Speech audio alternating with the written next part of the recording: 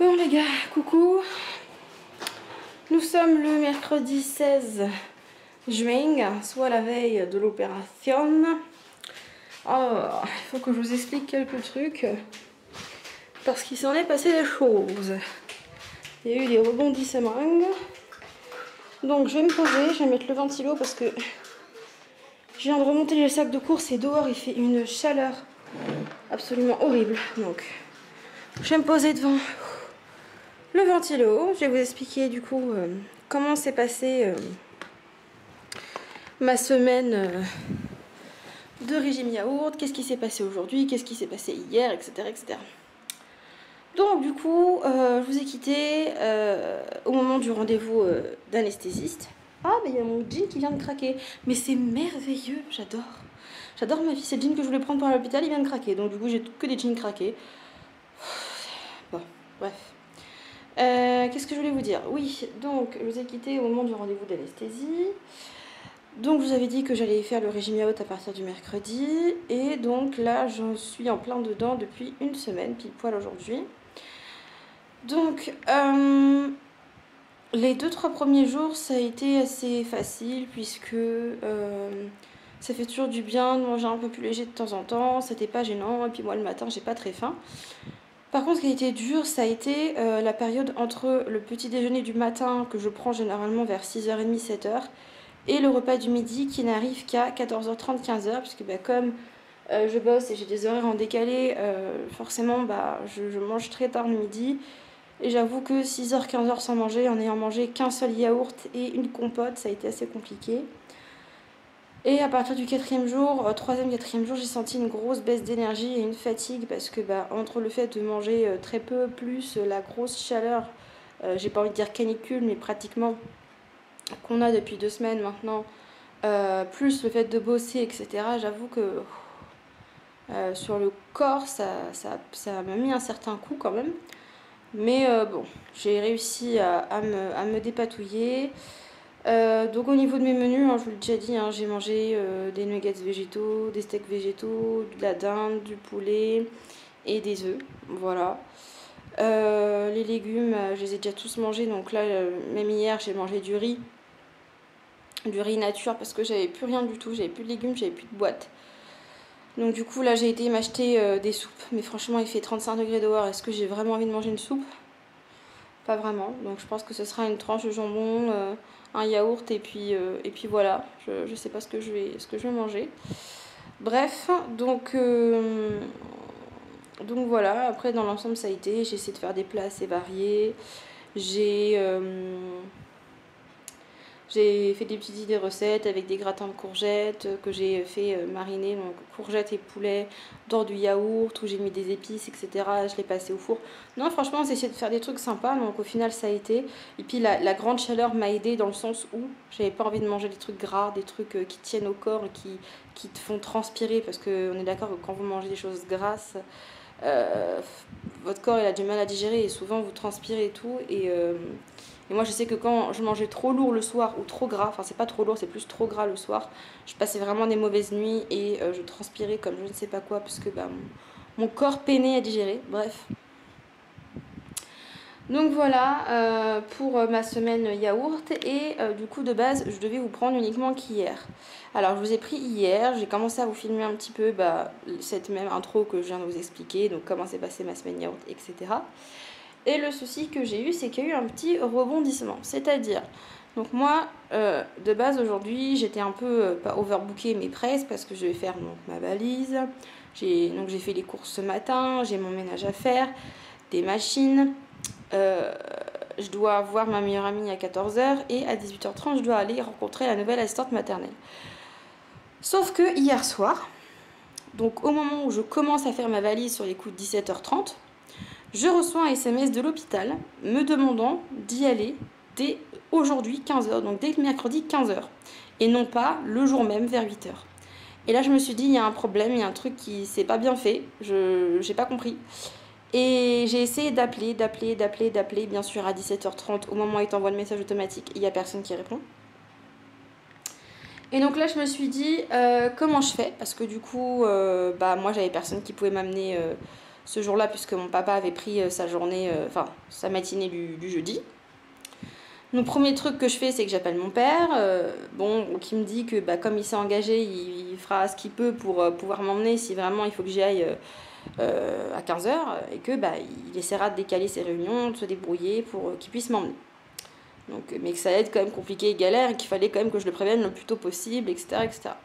Donc j'étais vraiment saoulée parce que bah, avec ma meilleure amie, je voulais vraiment qu'on se voit, on allait se faire une super après-midi et tout. Au final, je me suis dit, ça va tomber à l'eau et tout. Franchement, j'étais saoulée. Et puis du coup, j'ai passé une soirée pas terrible parce que bah, ça m'a tellement énervée et stressée. Je savais même pas du coup si je rentrais à l'hôpital aujourd'hui ou demain. Donc du coup, ce matin, j'ai appelé dès 8h30. J'ai réussi à avoir quelqu'un. Mon Dieu, j'ai réussi à avoir quelqu'un. Et ils m'ont bien dit, ah non, non, vous rentrez à 15h. Normalement, pour les sleeves, il faut toujours rentrer la veille parce qu'on vous fait boire un liquide, je sais pas quoi. On vous fait des prises de sang. Et puis, on vérifie que vous êtes bien à jeun. Et puis, machin, et puis truc. Je lui ai dit, mais moi, j'ai vu avec le chirurgien. Et même quand j'ai fait ma préadmission il y a une semaine, j'ai bien dit que je rentrais le jour même, quoi. Il m'avait dit, ok, pas de souci, on a fait la préadmission ensemble. Voilà. Elle me dit, bon, bah écoutez, je vous passe la secrétaire. Et donc la secrétaire, du coup, me demande bah, si j'ai eu un papier ou quoi qu'est-ce disant que je devais rentrer à 8h. Et je dis oui, effectivement, j'ai la feuille du consentement pour la chirurgie où il y a écrit l'opération, donc le 17, et qu'il fallait se présenter à 8h. Donc du coup, bah, moi je lui ai dit, bah oui, moi sur mon papier il y a écrit 8h, donc bah mettez 8h.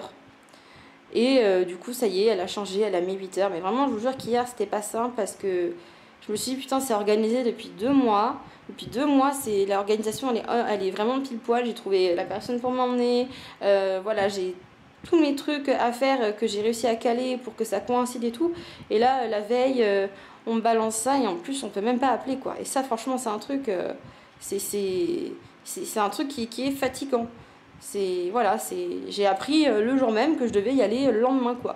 Et quand je dis le jour même, c'est le soir, quoi. Donc pour se retourner, c'est pas facile. Donc voilà, ça a été un peu la galère. Déjà, ça m'a mis un bon coup de stress alors que j'étais pas du tout stressée. J'étais vraiment bien. J'avais passé une bonne journée hier parce que j'avais pris un peu soin de moi. J'ai fait mes cils, je me suis lavé les cheveux. J'étais là en mode bien, bien et tout. Et là, ça m'a mis vraiment un bon coup de stress. Donc j'étais un peu dégoûtée. Donc voilà pour ma journée d'hier. Donc aujourd'hui, comme je vous l'ai dit, donc ce matin j'ai fait mes courses. Donc j'ai été récupérer mon drive. Là, il faut que j'aille les ranger parce qu'il fait tellement chaud que le frais va vite se réchauffer. Du coup, je devais raccommoder mes 2 jeans parce que mes jeans ils sont vraiment flingués et j'ai pas envie de racheter des jeans en taille 48, sachant que dans 2 mois, voire même 1 mois, ils vont être 10 fois trop grands. Donc acheter, franchement. Surtout que les magasins, on peut plus essayer. Enfin, voilà, c'est pour foutre 50 € dans 2 jeans que je vais garder 2 semaines. Je vois pas l'intérêt. Donc je vais les raccommoder. C'est entre les jambes, ça se voit pas trop. Enfin, quoique le bleu, il s'est vachement craqué. Oh putain, il s'est craqué de ouf. Je sais pas si je vais pouvoir le récupérer. Bon, je vais faire ce que je peux. Qu'est-ce que je voulais vous dire de plus? Pas grand chose. Si, du coup, hier matin, je me suis pesée, mesurée de partout pour avoir les mesures du coup avant l'opération. Et comme ça, à chaque fois qu'on fera un point post-opératoire, eh bien, on utilisera ces mesures pour savoir combien j'ai perdu en centimètres à tel et tel endroit. Donc j'ai pris tour de bras, tour de poignet, tour de poitrine, tour de taille, tour de hanche, cuisse, mollet, cheville. Et j'ai pris mon poids, donc au moment où j'ai commencé bien sûr la démarche, donc je faisais 115 kg, hein, ça vous avez compris je pense.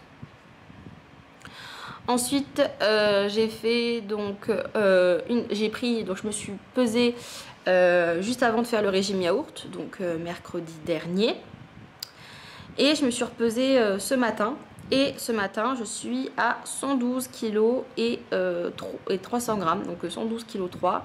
Donc grâce au régime yaourt, j'aurais perdu un peu plus de 2,7 kg. Donc c'est vraiment cool. Et ça prouve déjà au chirurgien que j'ai bien appliqué son petit truc, enfin son petit régime, etc., etc. Et que je suis sérieuse. Je suis désolée, je suis fatiguée. Ma nuit a été très perturbée parce que entre Entre tous les soucis d'hier, plus la chaleur et tout, puis j'ai le petit qui s'est réveillé à 3 h du matin, donc ça a été compliqué.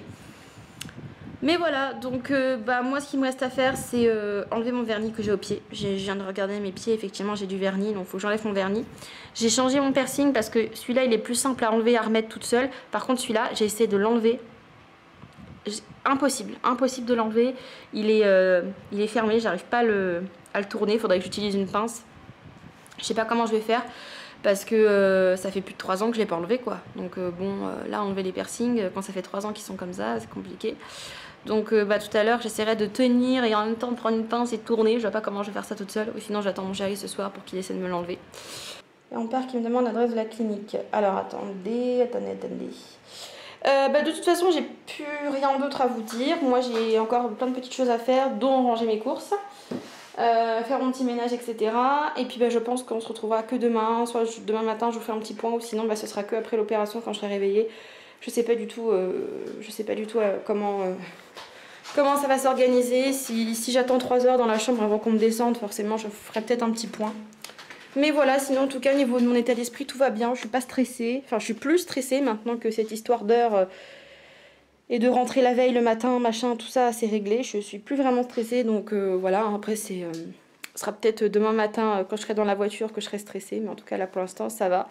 J'essaie de profiter de ma journée quand même malgré tout. Donc écoutez, moi je vous laisse là et je vous dis à demain.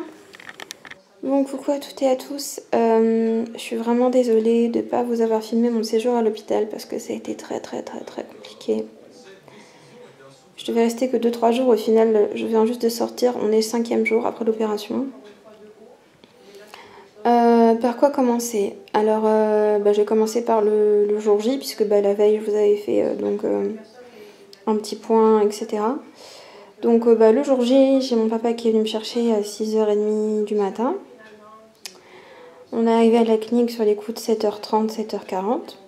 Je me suis mis aux admissions et directement on m'a installée dans une chambre en attendant qu'on me monte au bloc. Donc je suis arrivée dans la chambre. Ensuite, c'est quoi ça? Je suis arrivée dans la chambre. Ensuite, ce qui s'est passé, c'est que elle était déjà prête pour que je m'habille, donc avec les vêtements pour le bloc. Donc du coup on m'a demandé de mettre la charlotte, la blouse d'hôpital, tout ça, retirer les piercings. D'ailleurs c'est pour ça que j'ai plus mon piercing au nez parce qu'il s'est rebouché. Voilà. Et après j'ai mon papa qui est resté avec moi jusqu'à ce qu'on me monte au bloc. Alors de base je devais être opérée à 9h10. Et au final on est parti me chercher pour m'emmener au bloc qu'à 9h40, 9h50. Et après j'ai attendu dans une salle transitoire au bloc pendant une bonne demi-heure je crois. Et on m'a emmené au bloc que vers 10h20, 10h30. Donc après une fois que je suis arrivée au bloc, on m'a installée donc sur le bloc, voilà, sur le lit du bloc, etc. On m'a mis un masque à oxygène, on m'a posé le cathéter. Et on m'a donné 2-3 doses et vraiment en 3 secondes il n'y avait plus personne. Donc ça m'a emmenée d'un coup et je me suis réveillée parce que le réveil ça a été compliqué. Je me suis réveillée, en tout cas on m'a remis dans ma chambre sur les coups de 15h. Donc l'opération a duré 2 heures. Ça s'est bien passé. Après ça a duré 2 heures. Je suis restée 1h30, 2 heures en salle de réveil. Après on m'a transférée dans ma chambre. Donc ma première chambre, ça a été une chambre en unité de soins continus, donc où vous êtes surveillé toutes les heures. Donc toutes les heures, on vient voir comment ça va et vous êtes branché en continu en fait. Donc moi, je me suis réveillée, j'avais les lunettes d'oxygène pour respirer, j'avais le tensiomètre au bras, j'avais une perfusion avec 3 ou 4 poches, les électrodes partout sur la poitrine. J'étais vraiment branchée de partout et le drain. Et alors ça, le drain, c'est quelque chose. Alors, le drain, c'est quoi? Je vais vous expliquer, en fait.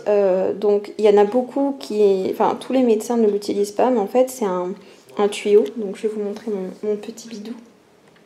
Donc, en fait, normalement, vous avez 4 incisions. Donc, une incision au niveau de l'estomac, une incision... Vraiment, j'ai une incision ici, une ici et une ici. Et en fait, le pansement qui est là, c'est là où j'ai eu le drain. Donc en fait le drain c'est un tuyau qui va aller jusqu'au plaie en fait pour drainer tout le liquide qui a été injecté pour nettoyer, pour désinfecter, et tout le vieux sang en fait qui doit s'écouler. Ça limite les risques d'infection interne, et ça limite aussi les risques d'hématomes. Donc ça, on doit le garder 48 heures, et en fait c'est un petit tuyau en fait large comme un cathéter qui sort de vous et qui est relié à un pot, donc où il y a tout le liquide et le sang qui s'évacue. Donc bon, le premier jour, j'étais tellement bourrée de médicaments que franchement, j'ai pas vraiment eu de problème, de douleur ou quoi. Si je ressentais une énorme gêne au niveau de l'estomac, je sentais qu'on avait tout trifouillé à l'intérieur de moi, mais c'était pas une douleur horrible. Donc j'ai été mise dans ma chambre sur les coups de 15h, et vraiment j'ai commencé à bien me réveiller sur les coups de 17h, 17h30, où j'étais un peu plus consciente et je pouvais vraiment parler, etc. Donc j'ai envoyé des messages à tout le monde pour dire que j'allais bien et que ça s'était bien passé. Et après j'ai alterné phase de réveil, phase d'endormissement jusqu'à peut-être 23h30, minuit.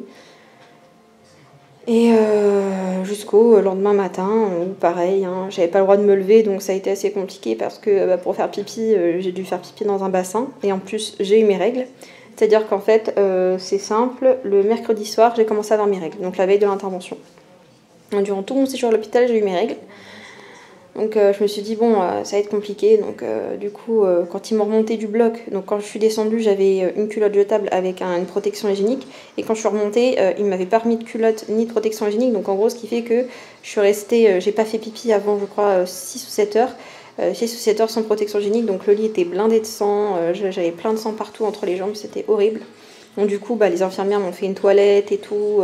Elles m'ont bien nettoyée, franchement elles étaient adorables. Moi j'étais hyper gênée, franchement hyper gênée. Elles m'ont dit ne vous inquiétez pas, hein, c'est pas ce qu'on voit de pire. Hein. Je vous assure que c'est pas grave, hein. Les règles c'est naturel madame, faire pipi, faire caca c'est naturel, c'est normal, ne soyez pas stressée ou gênée, c'est normal.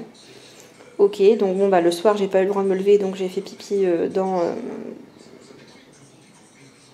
le bassin, etc. Et après, le lendemain matin, c'est là où ça a commencé à être compliqué. Puisque dès le lendemain matin, là, j'ai commencé à ressentir les douleurs. Donc, les douleurs, ça correspond à quoi, en fait? Alors, au niveau de l'estomac, c'est comme si que vous aviez soit un gros ballonnement, soit des crampes d'estomac, mélangées à une envie de vomir, mélangées à une sensation de lourdeur. C'est-à-dire que là, j'ai l'impression que comme si qu'il y avait quelqu'un qui était assis sur mon ventre, ou je sens qu'il y a un truc lourd en fait sur mon ventre, alors que pas du tout. C'est une sensation qui est très bizarre, mais en fait ce qui me faisait plus mal, et je m'en suis rendu compte que le deuxième jour, c'est le drain. Le drain me faisait énormément mal parce que mine de rien, vous avez quand même 15 cm de tuyau qui se baladent dans votre estomac, entre les côtes et l'estomac, donc c'est hyper douloureux. Franchement, c'était pas hyper agréable.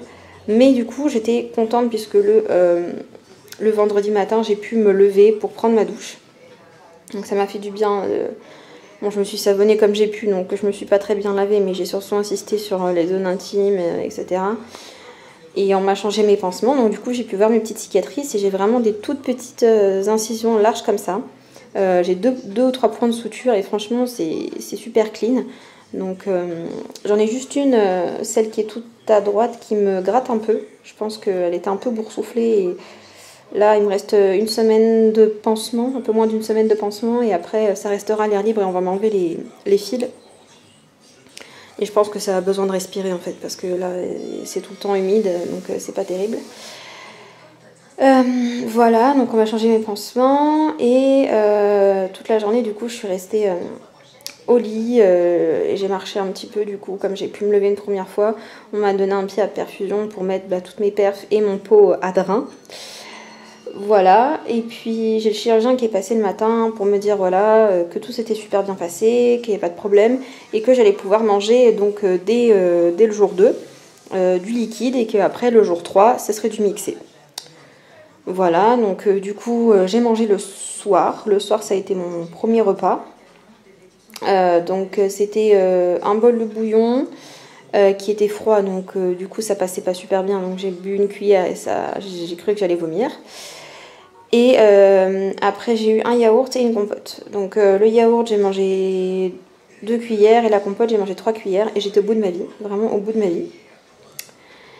Et oui, je vous ai pas dit, mais dans la journée du deuxième jour, c'est encore un peu, parce que je suis encore un peu shootée, je suis un peu fatiguée.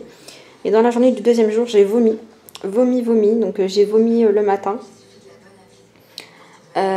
Donc j'ai vomi en fait les résidus que j'avais dans l'estomac, donc de sang et ma salive, puisque j'avalais que ma salive, et un peu d'eau, parce que dès le vendredi matin, j'ai eu le droit de boire de l'eau. Voilà, et du coup j'ai vomi, ça m'a vraiment fait peur parce que j'ai vomi en jet et j'ai vomi beaucoup de sang, mais le sang était marron noir, donc c'était du vieux sang résiduel, rien d'inquiétant. Et ce qui était très bizarre, c'est que dès que j'entendais, je parlais, je sentais, je voyais de la bouffe, ça me donnait envie de vomir, je pouvais même pas regarder la télé. Et c'est à ce moment-là que je me suis dit, mais putain, à la télé, on ne parle que de bouffe. Entre les pubs pour Burger King, McDonald's, les glaces, les restos, Just Eat, machin, je pouvais plus. Un dîner presque parfait, j'ai voulu regarder, d'ailleurs il faut que je vous raconte un truc sur ça. J'ai cru que j'allais vomir parce que ça parlait de bouffe, enfin, c'était vraiment horrible. Je me suis dit c'est pas possible, je vais jamais réussir à m'alimenter, je vais être dégoûtée de la bouffe toute ma vie. Et je vous rassure, ça passe très vite, hein. C'est-à-dire que déjà au bout du 3e, 4e jour, l'envie de manger, vous l'avez. C'est juste que vous pouvez pas manger entre guillemets comme avant, mais vous avez l'envie de manger. Donc voilà, du coup pour le 2e jour, donc bon, ça a été très compliqué parce que là j'avais très très mal, donc j'avais des antidouleurs tout le temps, et même ça suffisait pas. La nuit elle a été horrible parce que y a aucune position dans laquelle je me sentais bien, parce que allongée ça se baladait dans ma côte, assise ça m'appuyait dans le ventre, et debout j'avais j'ai l'impression d'avoir un poids énorme au niveau du ventre. Bref, il y a un qui allait, donc j'alternais le lit, le fauteuil, marcher dans les couloirs, le lit, le fauteuil, marcher dans les couloirs. J'ai dû dormir 2 heures cette nuit-là et c'était horrible. Mais mon lot de consolation, c'est que le lendemain matin, donc le 3e jour, on allait enfin me l'enlever. Donc je me suis dit, à partir du moment où on va me l'enlever, déjà je me sentir plus libre. Et donc du coup, j'attendais le lendemain matin 8h avec impatience.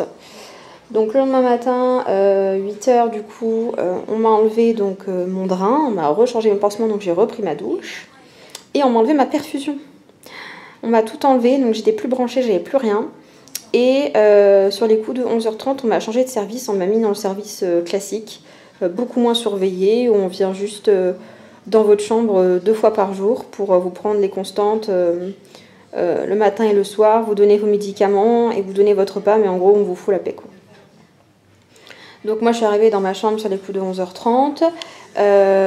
Ensuite on m'a apporté donc mon premier repas du coup, mon 2e repas.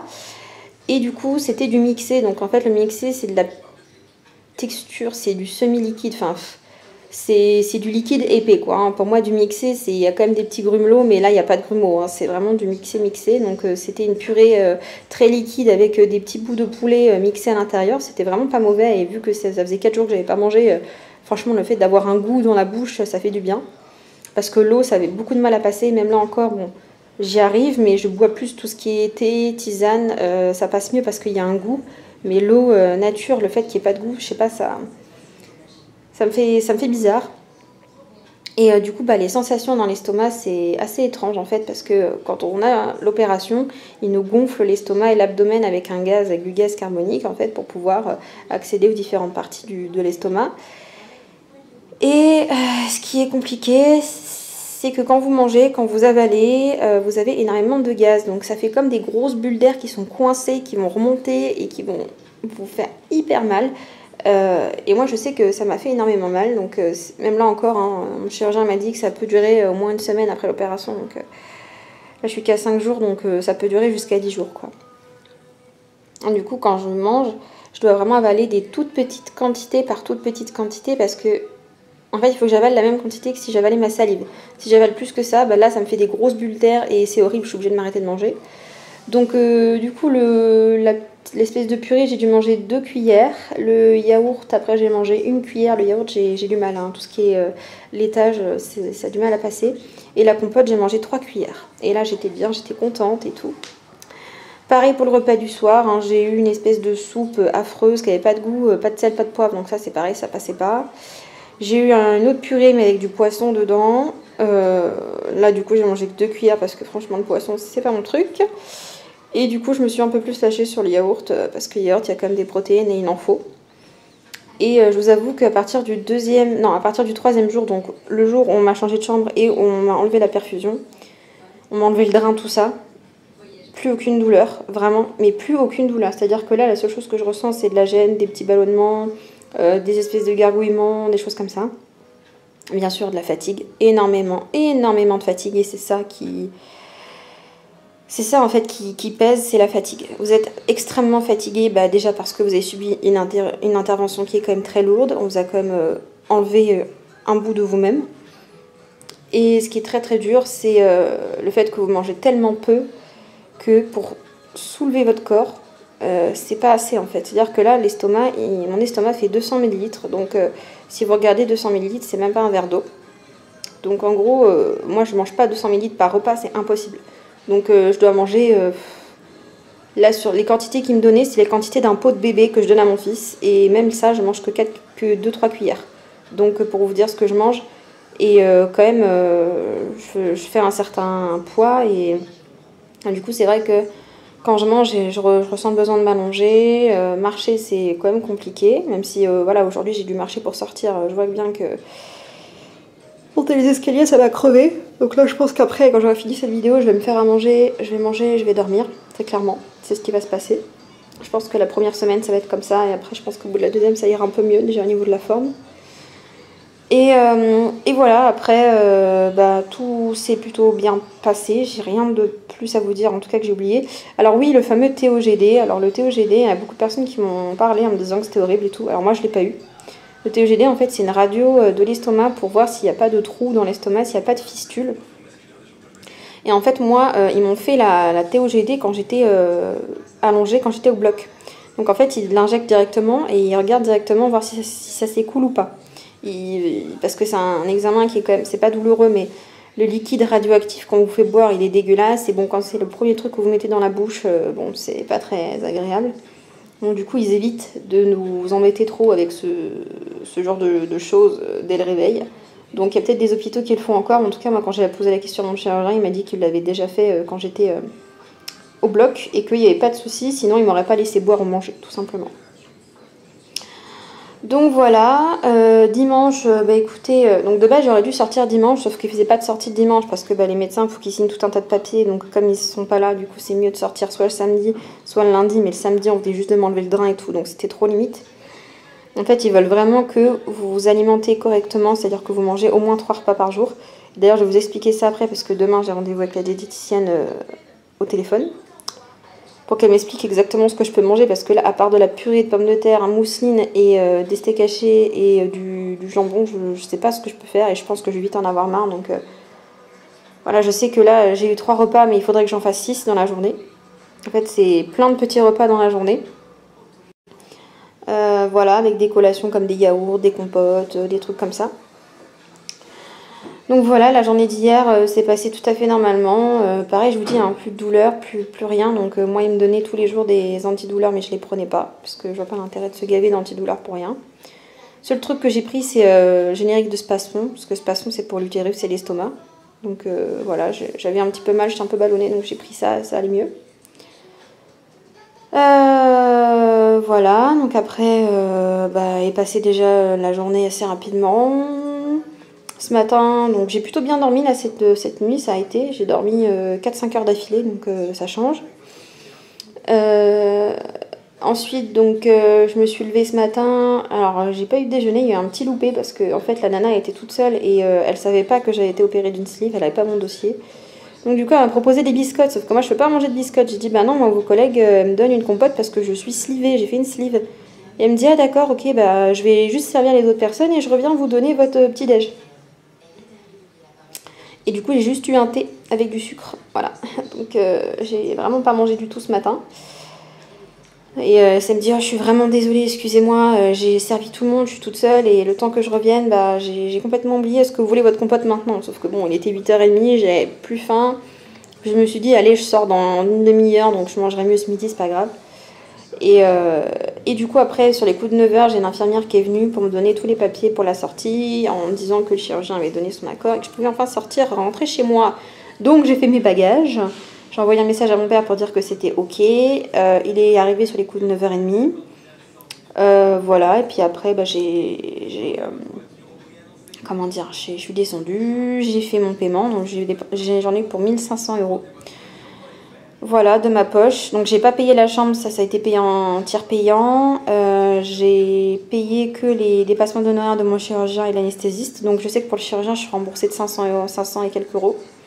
Mais pour l'anesthésiste, du coup, je sais pas du tout combien je vais être remboursée. Donc voilà, j'ai voulu payer en plusieurs fois. Elles m'ont dit que c'était pas possible. Voilà, on m'a fait faire le chèque pour l'anesthésiste et le chèque pour le chirurgien. Donc en gros, fin juillet, j'ai 1500 balles qui sortent. Voilà. Que vous dire de plus? Voilà, après je vous dis, hein, je suis rentrée chez moi, je suis passée à la pharmacie. Voilà, j'ai tout ce qu'il me faut pour mes pansements. Faudrait que j'y retourne cet après-midi, mais après avoir fait ma sieste, je pense. Voilà. Oh là là. Et puis, bah écoutez, pour l'instant, c'est tout ce que j'ai à vous dire. Ah oui. Alors, vous savez que quand quand j'ai fait le point, donc la veille avant l'opération, je me suis pesée. Donc, je m'étais pesée, donc, bien sûr, au début des démarches. Donc, au début des démarches, donc début avril, je faisais 115 kilos. Je me suis pesée avant le régime yaourt, donc le 9 juin, je faisais 114 kilos. Après le régime yaourt, la veille de l'opération, donc le 16, je faisais 112,8 kg. Et là, je me suis pesée en rentrant tout à l'heure, je fais 108,6 kg. Donc ça veut dire que là, depuis l'opération, j'ai déjà perdu 4,2 kg en 5 jours. Et croyez-moi que je le sens parce que au niveau de mes jambes, mes pantalons ils baillent déjà. Voilà. Donc depuis le début du parcours, j'ai déjà perdu, hop, j'ai déjà perdu 6,5 kg. Voilà. Entre le régime yaourt et l'opération. Donc quand on dit que la perte de poids elle est très rapide, effectivement. Donc surtout que moi je sais que je suis quelqu'un qui perd rapidement du poids quand même. Moi mon souci c'était pas que je perdais pas, mais c'est surtout que j'arrivais pas à me maintenir et que quand je reprenais plus que ce que j'avais perdu. Voilà, donc là à la sortie de l'hôpital 108,6 kg, donc je suis très contente franchement. Je me dis que déjà de base en 4 jours j'ai pas souffert pour rien. Mais je vous assure que c'est pas simple. C'est pas simple parce que les 2-3 premiers jours, vous n'êtes pas bien. Moi, je sais que j'ai commencé à aller mieux à partir du 3e, mais il y a des gens qui disent que vraiment ils n'ont pas de douleur, etc. Je pense que ça dépend des antidouleurs qu'on vous donne parce que moi, dans mon hôpital, ils n'étaient pas trop pour les antidouleurs. C'est-à-dire que le premier jour, on m'a donné de la morphine. Donc, on n'a rien voulu me donner jusqu'à 19h, 20h le soir, même de l'opération. Donc, après, j'avais des perfusions de Dafalgan. Sauf que ça suffisait pas, donc ils m'ont redonné la morphine, mais la morphine ça me faisait vomir. Donc du coup la morphine on l'a laissé tomber et on a gardé le Dafalgan, mais bon le Dafalgan en perfusion c'est pas, enfin voilà quoi, c'était pas suffisant et j'avais encore vachement mal.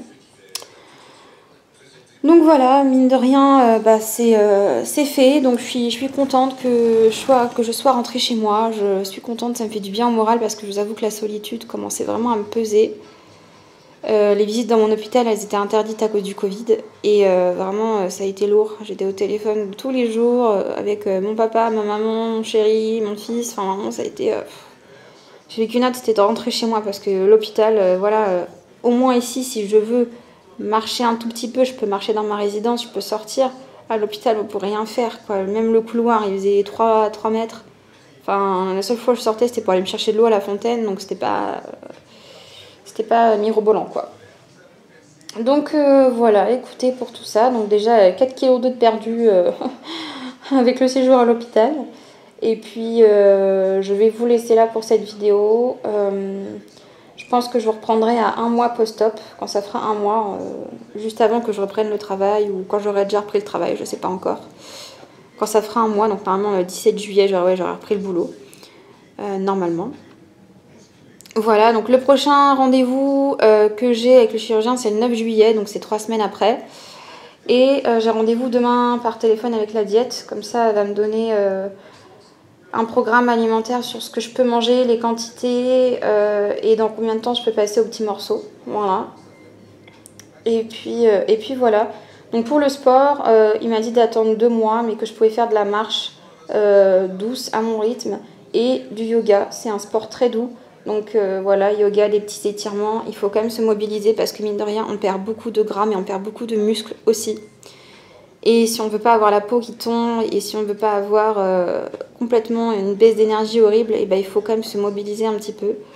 Donc de toute façon, moi le matin, je vais continuer à garder mon fils, à l'emmener à la nourrice. Donc je pense que quand je l'emmènerai le matin, j'irai vite fait faire un tour de résidence parce que, bon, mine de rien, j'ai pas la forme, quoi. J'irai vite fait faire un petit tour du pâté de maison, histoire de marcher un petit peu. Et de même, le soir, quand j'irai le chercher, pareil, de marcher un petit peu. Voilà, donc bah, écoutez, je vais vous laisser là, il est 12h30, je vais me préparer ma petite purée et mon jambon, je vais manger et puis après je vais faire ma petite sieste parce que je suis fatiguée. Et puis voilà, donc vous aurez cette vidéo et après on se retrouvera pour de la sleeve qu'au bout de 1 mois, donc que dans 2-3 semaines. Donc voilà, je vous remercie en tout cas à toutes et à tous de votre soutien parce que sur Instagram et sur Snap vous avez été énormément à me donner vraiment beaucoup de conseils. Il y a beaucoup de mes abonnés finalement qui ont déjà subi cette intervention parce que c'est vrai que j'ai posté des photos de moi dans mon lit avec ma blouse d'hôpital, machin et tout, comme quoi je suis au bout de ma vie et il y a beaucoup de personnes qui l'ont subi cette intervention et ça faisait du bien de parler avec des gens qui comprenaient ce par quoi je passais. Donc voilà. Bon les gars, je devais pas vous reprendre et finalement je vous reprends parce que aujourd'hui j'ai le rendez-vous avec ma diète en visio. Et franchement, j'étais super rassurée, super contente. Donc, je sais pas si je vous l'avais dit, mais je l'avais déjà vu forcément une première fois lors de mon parcours préopératoire pour qu'elle me fasse le bilan. Et elle m'avait déjà fait un plan alimentaire que j'avais mis en place du coup jusque début juin. Et après, bah, j'avais entamé le régime yaourt, tout ça. Et du coup, moi, j'ai entendu beaucoup de choses. Alors, on m'a dit, oui, il faut pas manger de féculents. Alors non, et justement, il faut manger des féculents parce que c'est ce qui va plus t'apporter de sucre, de glucides, mais il faut manger du complet. Après, on m'a dit, non, il faut manger que des légumes. Non, il faut manger plus de protéines. Enfin, au final, je savais plus ce qu'il fallait manger. Non, pas droit au fromage. Non, il faut je savais plus. Il faut pas manger sucré. Il faut manger un peu plus sucré parce que sinon, on va être fatigué. Enfin... Je ne savais plus à quel sein me vouer. Et en fait, elle m'avait fait un plan alimentaire où le petit déjeuner, je devais manger par exemple un thé sans sucre, un fruit, un yaourt, du pain et du beurre par exemple. Voilà, et elle m'a dit, bah, vous mangez exactement la même chose que sur ce plan, mais en petite quantité et en plusieurs fois. Elle me dit par exemple, le matin, vous pourrez peut-être pas manger le pain ou choses comme ça. Vous pourrez peut-être prendre que par exemple le thé et le yaourt. Et par exemple à 10h, vous remangez donc le reste du repas du matin. Donc votre tranche de pain de mie parce que c'est ce qui est très mou et qui peut le mieux passer en mâchant bien, avec 5 g de beurre dessus et votre compote par exemple. Et là vous fractionnez, vous mangez des petites quantités bien sûr, vous n'êtes pas obligé de manger toute la tranche de pain ou toute la compote. Mais vous mangez les mêmes choses, en fait, les mêmes repas. Donc il faut de tout, il faut des féculents, il faut du sucre naturel, donc que ce soit du miel, sirop d'agave, le sucre contenu dans les fruits. Il faut des légumes, il faut de la viande, il faut de tout. Voilà, elle m'a dit qu'il n'y a rien qui était interdit par rapport au plan alimentaire qu'elle m'a fait. Donc ça peut être, on peut manger de tout, on peut manger de la viande rouge, mais il faut que ce soit bien cuit, on peut manger du poisson, de la viande blanche. On peut manger vraiment de tout et elle m'a dit voilà, il n'y a aucune restriction de plus par rapport au plan qu'elle m'avait fait puisque c'est une alimentation équilibrée mais en petite quantité et surtout fractionnée dans la journée.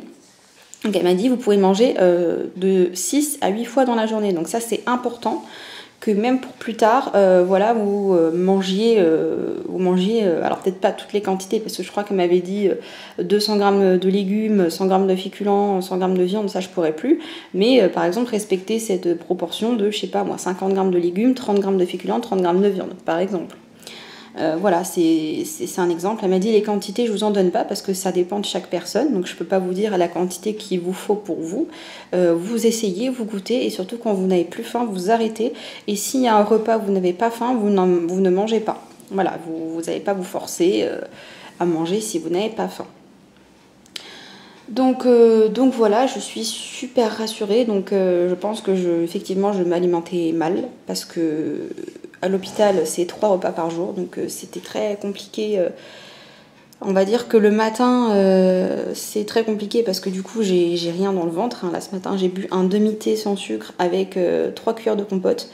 Et là, ce matin, sur les coups de 10h30, j'étais vraiment au plus mal. Je me suis dit, il faut que je mange quelque chose. Donc j'ai mangé un petit kiri.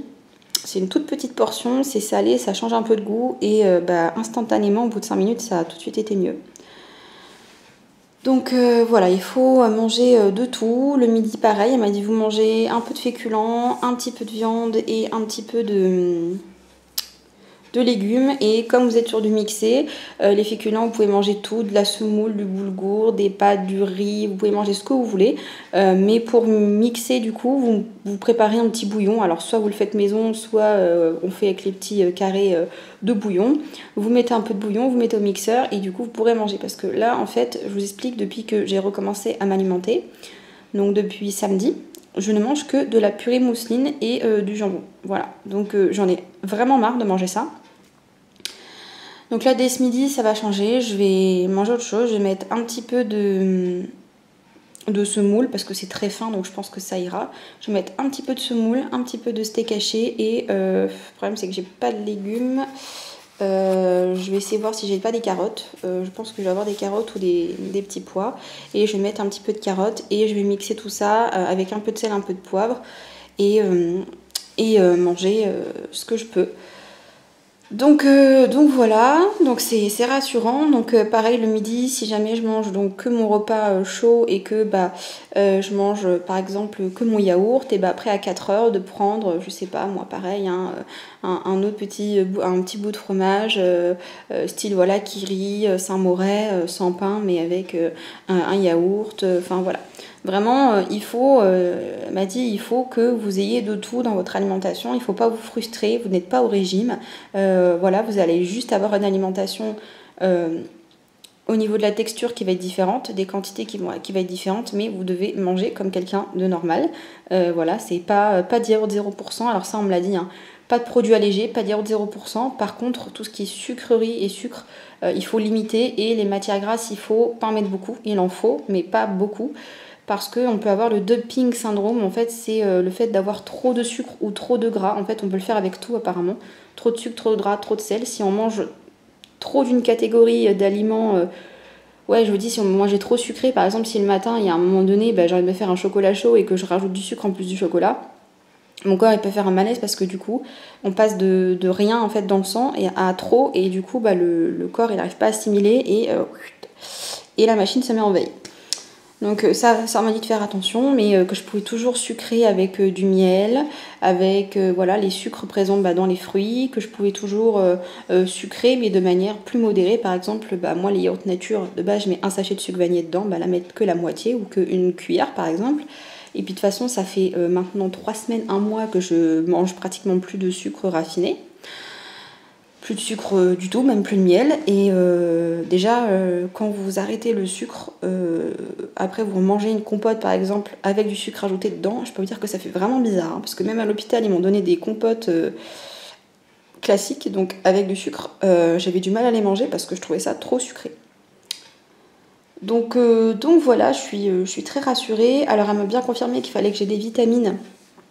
Donc là, elle m'a dit qu'elle en avait plus parce qu'elle travaille avec un laboratoire où ils font en fait directement un complexe de toutes les vitamines en fait. Donc il y a vitamine A, B, C, D, acide folique, du fer, du zinc, il y a tout dedans.